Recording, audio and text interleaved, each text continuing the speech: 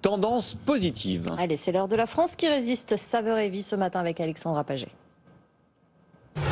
Good Morning Business, la France qui résiste. Nous sommes à Orly sur la plateforme logistique de Saveur et Vie. D'ici partent chaque jour 8000 colis repas à destination des personnes âgées. Des repas élaborés par une équipe de diététiciens et fabriqués par les partenaires traiteurs de la PME. On va voir ça. Tagine d'agneau, langue de bœuf, hachis parmentier, c'est le menu du jour de Saveur et Vie qui peut compter jusqu'à 15 plats différents.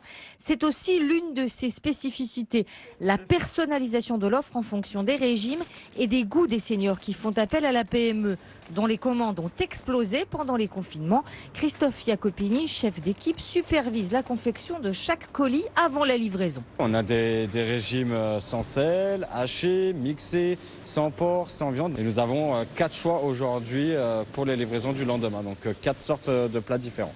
Ce qui fait de Saveur et Vie l'un des leaders et des pionniers de la livraison de repas à domicile pour les personnes âgées, c'est son approche. La PME privilégie le plaisir gustatif qui doit permettre aux seniors de continuer à s'alimenter et de garder leur fonction musculaire pour pouvoir rester chez eux le plus longtemps possible.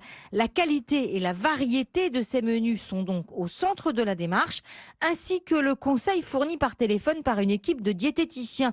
Paul Tronchon est ingénieur agronome de formation, spécialiste de la nutrition hospitalière. C'est son expérience auprès des hôpitaux de Paris qui l'a amené à fonder Saveur et Vie pour répondre à un besoin très spécifique. Pour un senior, ce qui est important, c'est d'être conseillé dans son alimentation, surtout quand il est dans une période fragile, par exemple une sortie d'hospitalisation.